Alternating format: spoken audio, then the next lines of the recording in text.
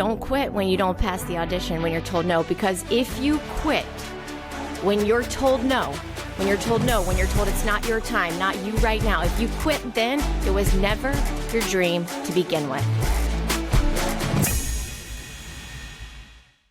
Welcome back to the Samantha Show. I'm your host, Samantha. You can call me Sam. Just don't call me Sammy. Kicking off 2025, I have my first guest of the year of season 3, Lindsey Quijano.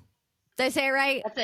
That's it. You got it. Yes. Good. She is back. Lindsey was actually on a previous episode. I think it was actually like over a year ago. I was trying to go back through, but it's been a while. Lindsey and I worked together. We worked for a major cycling brand together, but neither of us are with the brand anymore. We're doing different things in the fitness industry, but still very much fitness people. Yeah? Oh, yeah, absolutely. That will never not be the case. It's never not going to be the case. I feel like once you're like kind of in the fitness industry, like you're in it. And I feel like too, Lindsey, don't you feel like people float in the fitness industry? Like they just do. Oh, yeah. I mean, you may not be doing the exact same thing over the course of the trajectory of your career, but there's no escaping. Once you're in it, you're in it. You're in it. And then you're like in the community and you're like, you get your name established in the community and they're like, oh, she's at this place now. She's at that place. And your people follow you and they do all the things. And so I know especially if you've had a career in like another industry. Once you find this, it's always better than what you left behind. So we're not going anywhere.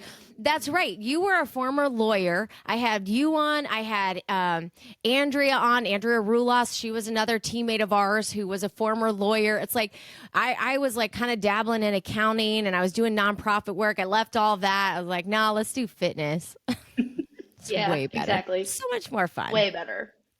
And you're in a new fitness brand. I want to hear all about it called TempoTrain. But before we do, what I wanted to talk about was the things that fitness teaches us for real life. And I think this is really important because so many people are setting New Year's resolutions. They're getting into new goals for 2025, and it can be easy to fall off track, to lose motivation. So I wanted to break down that I think fitness really teaches us so much more than just changing our body. Like it teaches us lessons that we can then take out into real life. And I thought, what better way to have this conversation than with another FitPro? Yeah, absolutely. And I think it's so funny that we scheduled this conversation a while ago, but I didn't really look at what the prompt was until this afternoon.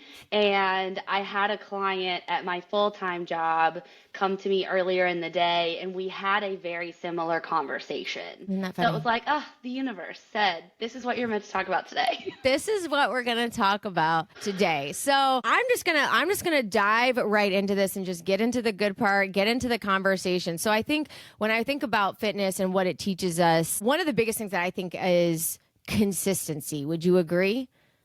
Oh, absolutely. Absolutely. I think creating patterns around healthy behavior, whether that's exercise, nutrition, meditation, mental health, all that kind of stuff, definitely flows from being in the fitness realm, whether you're an instructor or a client or, whatever your role is, for sure. Yeah. And what do you think, like if somebody's having trouble with consistency, like what tips would you give them? Yeah. I think first of all, the first thing to remember is that you can start anywhere, anytime, no matter what. Today is different than yesterday, which is different than tomorrow. And so there is no scenario in which it's too late to start. So I think you can start at any point in time. And the conversation I had with the client earlier today was talking about, I started teaching a class. I am the general manager of a tennis club here in Lexington, and I started teaching a low-impact strength training class at the club that's free for members to come and take. And I had a lady come into my office today asking me, if I was going to teach class tomorrow, and she really wants to come. She's just having a really hard time getting motivated. Yeah. And I looked at her and I said, you know what? I'm going to drop something on you real quick. I said, motivation is a luxury, but determination is a requirement. Oh, okay. She's still coming in with those mic drop moments, right? You don't have to be on a podium to share that. I just keep them in my back pocket just in case somebody comes along and is like, hey, what do you have to say about motivation? So, yeah, we talked about the fact that if you can create any sort of routine or level of consistency around a behavior, motivation is great when you have it, but it's not always guaranteed. And if That's right. that's what we rely on, we're never going to find any sort of routine or consistency, because there are going to be days where you wake up and you're so jazzed about what you have to do that day. And there are going to be days where you wake up and it's hard to just get moving. Yeah. So I think if we rely on motivation, the only thing that's going to be consistent is that we're just going to wait and we're going to wait and we're going to wait and we're never going to act. So I think you have to look beyond like the short-term effects and rewards of your behavior and remind yourself like what your overall end game is. Like, where are you trying to get, not today, but tomorrow and the next day and next week and next month. And that's what's going to convert the need for motivation to determination. And motivation's great when you got it, but it's not always going to be there. It is not always going to be there. And I think you're painting such a beautiful picture of, with working out and consistency and creating those healthy habits, like working out on a consistent basis, whether it's Monday, Wednesday, Friday, or maybe it's a Monday through Friday routine, or Tuesday, Thursday, Saturday, something like that. I think when we can find that consistency in the gym or in our fitness routine, to your point, we can then bring that into other aspects of our life, meditation, health, wellness, but also like into our job. Like if we're going for a promotion and we have to like continue on a project, or if we're in school and it's like, man, I really want to be this when I grow up, like that consistency of like, you got to show up to class, you got to study, and you're going to be excited for your studies one day, but you're probably not going to be excited for your studies another day. And so to your point, creating these habits and consistency really help us when we're not going to feel motivated. And what is it to like, I feel like I've seen this on social media so much where it's like motivation runs out. Like I can see the graph. It's like that motivation runs out, but it's that consistency, that pattern that's going to keep you going, because it's that motivation. It'll hit. You're going to hit a wall. Oh, yeah. I mean, that's inevitable. And I think it's also about recognizing what processes and systems work for you as a person, because I am very schedule driven. And I maintain a very detailed calendar. And if it's not an event on my calendar, it's not happening. Same, sis. And I know, right. We are of the same mind in that Right. regard. But I know that that doesn't work for everyone, right? And I've tried the whole like, well, I'll work out once or twice this week. I'm not really sure where it's going to fit into my schedule, but I'll find the time. Do I find the time? No, I don't. No. Like, and I'm one of those people too, like my good friends from high school and college, we schedule times to catch up and to talk to one another, because that's a system that works for me. I have to carve out time in a very intentional way to do Totally. the things that I know are going to fill my cup, and exercise is one of those things. So I go and take classes. I book myself for classes. I can't just like go to the gym and work out. I mean, I could, I can't stay consistent Right. with a system like that. So for me, it's creating an event on the calendar, signing up for a class in advance.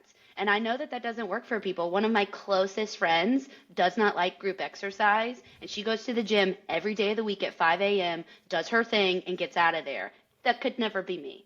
So recognizing what works for you. Yeah, absolutely. I mean, it's not going to be the same for every person. So I think that's a really great tip, and finding out what's going to work for you. So let's talk a little bit about the obstacles that we face maybe in a fitness class, and then how that helps us overcome the obstacles we face in real life. Yeah, I think anytime you try something new, I think is an obstacle in and of itself, because we all, I think, are driven to be good at what we do. And whenever we try something for the first time, it rarely ever goes according to plan. That's the It's rarely- truth. Yeah, That's it's the not truth. perfect. Like, I mean, my journey right now, I'm very into strength training. And if you know anything about lifting weights, the first time I tried a power clean with a barbell was ugly. It was really bad. My form was trash. Like, I mean, we had to make so many adjustments. But, you keep trying, you keep showing up, and you listen to your coaches, you listen to people that have been doing it longer than you have, or maybe have a different experience. And you, like I said, you just keep showing up. And then eventually, again, you find what works for you. You find a way forward. And I think also remembering that I think a good thing that fitness teaches us too is when to pivot. And we've, all heard that phrase before, don't throw good money after bad. I think the same goes for your time and energy. Don't go throwing good energy after bad. Like if you've gone down a path that isn't working, rather than digging your heels in, switch it up, make a change, do something different, refocus. And I think that's how you can take an obstacle that you might face in a gym or in a fitness class or in trying something for the first time and then seeing the benefits of continuing to show up in your life outside of fitness.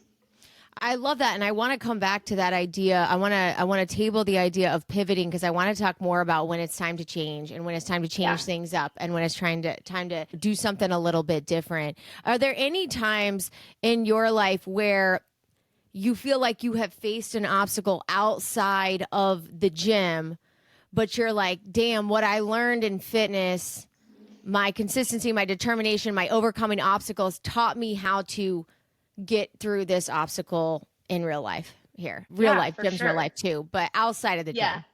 Yeah. No, I think for sure. So the full-time job that I have now, I run a tennis club, which is, I didn't play tennis until I took this job. I knew very little about the tennis industry. I love to watch tennis. I understand, how the scoring works. I understand the basics of the game, but I'd never really played it. I'd obviously never run an entire facility on my own. Sure. And I was also coming in under an ownership transition. So like the club had been previously owned by a group for a very, very long time. And the group that purchased it brought me in. So not only was I new, but a lot of the things on the company side were new at the same time. So there was a lot of new things, not only being thrown at me, but being thrown at the clients and the other employees. And so I was basically like drinking water from a fire hose every day for the first 90 days I was there. Yeah. So I think all of the lessons that I learned in my years of fitness, whether as a client myself or as a coach, taught me that there are going to be days that feel like that, but that doesn't mean that every day is going to feel like that. Right. And so remembering that even though things might be difficult or uncomfortable now, those difficulties and uncomfortable situations are making me stronger, whether that's physically, mentally, emotionally, professionally. So has this been one of the more challenging experiences of my life over the last 6 and 7 months? Yeah, but I have learned so much, and I consider myself a much more well-rounded professional as a result. Yes, the idea that you have to break down your muscles to come back stronger. You have to feel some level of stress to find your strength in your growth, I think is such an applicable example of how we approach real life when it's in our workplace, when it's in a relationship, when it's like you have to kind of feel these stressful situations to then level up on the other side and find growth in that, which I think is just such a direct connection to something very literal that happens in the gym, but then more figurative and just how you experience life on the outside is this stress that we feel that then in a controlled manner, right? We don't need a ton of stress, but yeah, you do have to get a little uncomfortable. You do have to drink from the fire hose. You got to kind of sort things out, and then you figure out how to control, how to level up. Your form gets better. You manage better. It's just so comparable there. I'm big on in class, where I'm at now, Shred 415, where we do intervals and we're on a treadmill and we're doing drills, which I'm not a runner. I know you do your Disney 10Ks and 5Ks and half marathons and stuff, marathons and triathlon. I don't run, Lindsey. So this is big. This is big for me. But I'll be in a drill and we have a clock, we're counting down, and I'll always in my head, I'll be like, you could do 10 seconds. You could do 10 seconds. You could do 5 seconds. And I hype myself up like that when I'm in an interval. But what I've found is that out in real life, there are definitely moments where I'm like, I could go a little longer. I could withstand this a little bit longer. I can hold on a little longer because I know I have that. And I feel like that also is a direct connection. So we're talking about a lot of stress that we feel in the gym, out in real life, how it helps us to level up. But I also think there is a balance in hard work and rest, which we experience in the fitness industry. And, we can go hard. We can feel really motivated. And then we're gassing out and the drive is there, but we're gassing out and the body's like, for the love of God, please rest. So I feel like this too is something that that happens in real life. So how do you find this balance of hard work, which helps us grow, and then the rest of the recovery we need so we can show up the best version of ourselves every day? Yeah, no, and I think for people like me, and I'm gonna lump you into this category because I think we're similar. For It's sure. hard. This was a hard lesson for me to learn because I'm a go, go, go person. I know we are both Enneagram type threes. We are Yep. the achiever. So it takes a lot for me to force myself to slow down. And I think recognizing, like I talked about a little bit ago, with recognizing what systems and processes work for you, I think the same goes for your type of rest and recovery that feeds you. And I think, remembering that it can look different for everybody, because rest for somebody might actually mean rest, as in taking a nap, getting longer night sleep. For someone like me, I'm more likely to sit and read a book. Like, Yeah. naps are not really something that recharges me in that way. Same, girl. So, Same. yeah, I don't take Same naps. naps. No. To me, I'm like, no, I've got other things that I would rather do. Yeah. But I mean, it could be yoga, it could be a stretching routine, it could be binging a Netflix show in a healthy way. But I think, and also not coming down on somebody else because their version of rest and recovery looks different than yours. Totally. And acknowledging that, like, again, what refuels and recharges me is going to be different than what refuels and recharges somebody else. And I think if we start to discredit or put someone down because we think their version of rest or recovery isn't the right one, that's just going to continue to warp the idea of what we think that is and what we determine is acceptable. And then people develop unhealthy patterns and behaviors, and that's when they start to run themselves ragged. And I know from personal experience, like, I will go until I make myself physically ill. Yep. And then it forces me to stop. And so as I've gotten older, I've tried to recognize when those things start to set in so that I can step back before, I'm in bed with a fever. So, Right. And that's hard. But it's a learning process. And I would say it's all about balance. On our last episode together, you said I can't say that because it's not about balance. It's about prioritizing different things at different times. But maybe it is about prioritizing hard work sometimes. And then it's prioritizing rest so that you have what it takes to prioritize hard work again in a couple days or whenever that may be. Yes, I think that's a great way to put it. And because it is cyclical and you have to allow yourself the flexibility to decide what's important today versus what might be important tomorrow, and knowing that everything's not always going to be equal, and that's okay. Yeah. What I have found with the gym and then how I experienced it in real life recently is, like, it is to your point, like, especially because I love going to the gym. I love group fitness classes. I love working out. I want to do it just because I like to do it. Even the days when I'm not really motivated, like, it, to me, there's some level of enjoyment with it. So, but what I have found is that, like, if I can force myself to take like 2 days off, I come back like Superman on day 3. And I always I forget that because I like to go and I work out every day. If you gave me that hour, I would do it every day. But what I have found is when I'm like kind of forced to take a break because I'm too busy or something comes up, or I just recognize, like, Sam, you really need to take a day off, like the body hurts, I come back so much stronger. And I found that, we were kind of bantering before this call started that, by the end of last year, I felt like I was like kind of crashing and burning. And because last year I went so hard in all aspects of my life that it was like I had nothing left. I sat down to record a podcast in December. I was like, I got nothing.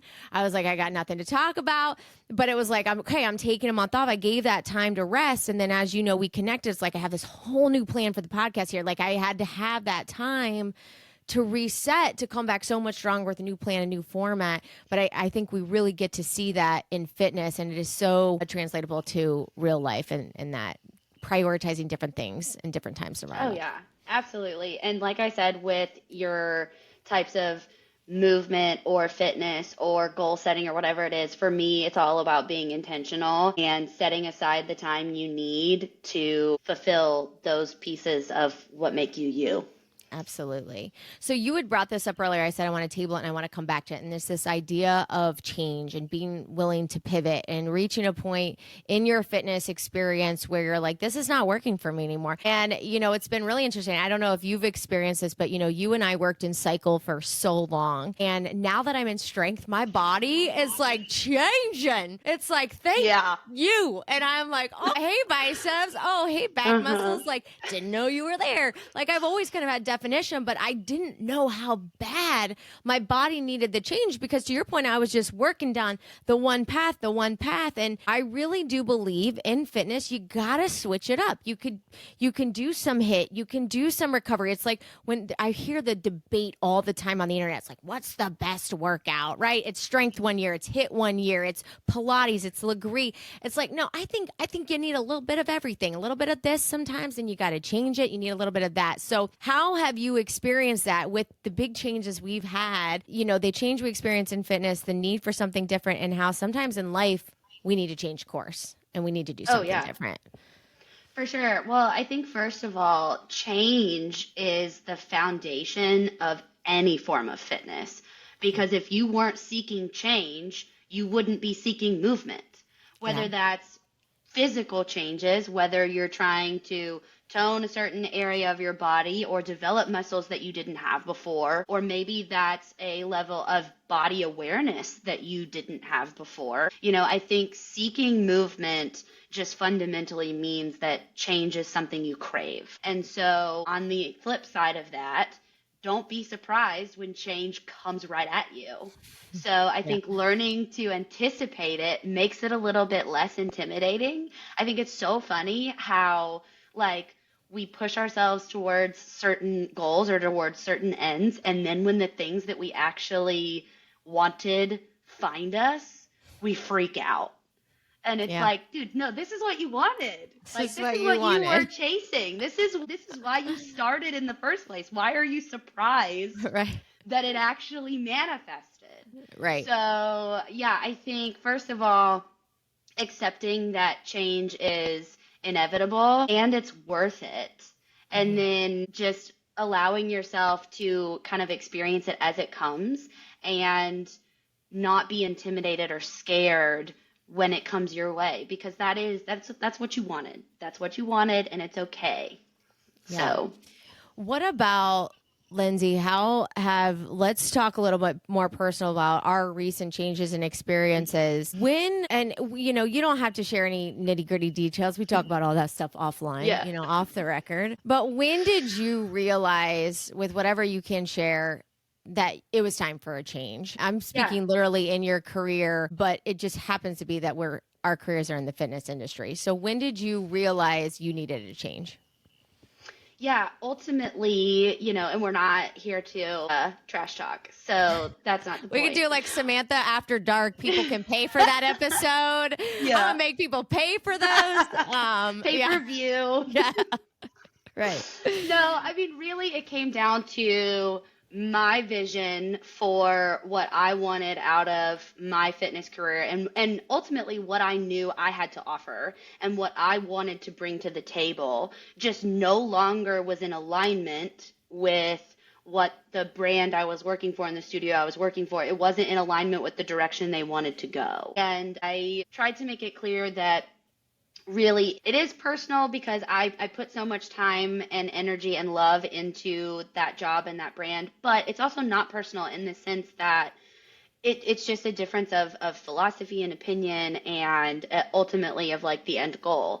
And so when it became clear that they were going to move this way and I wasn't willing to go there with them, it was hard to step away, but at the same time, so easy. I never thought twice about it. And I just knew that I wasn't going that way. Yeah. And I think this is a beautiful way to connect when we need change in fitness and how it relates to needing change in real life. And I think what you said is like when the vision is no longer in alignment with the path you are walking is no longer getting you toward the goal that you set out to seek or that you want or you've achieved. And now like what's next? It's like that's when you need to make a change. It's when you need to make a change in your fitness life if you're working down like that goal. But also too, that's how that translates into real life. It's like if you're walking down a path and you're headed down a career and all of a sudden the visions change, you are not in alignment anymore. It's like the universe is slapping you in the face. It's like it's time to make that change. It's time for a new path. Right, exactly. So you made a change. So let's talk about it. Let's talk about it. So tell me the name of this brand. So it's called TempoTrain. And it is all rhythm-based strength training. I feel like we're both very much in our strength training era right now. We are in our strength training era.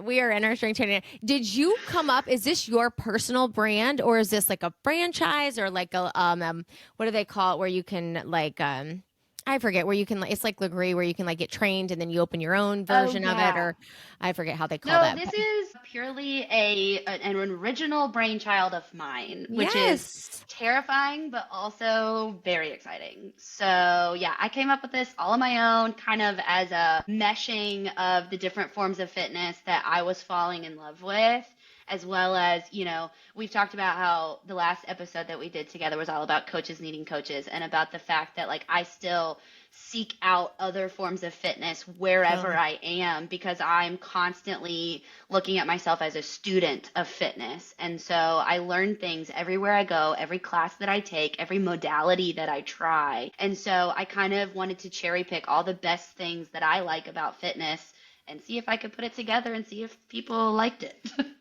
Amazing. So it's rhythm-based strength training. I'm going to nerd out for like 5 seconds here. Some people will get it. Some people won't. What BPMs are you working at with this TempoTrain?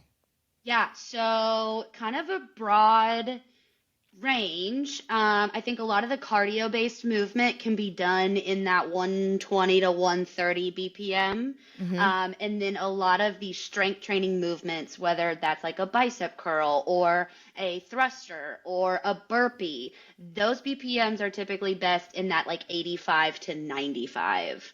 So a little bit slower. But yeah, so those are like the two, I think, biggest ranges that I utilize.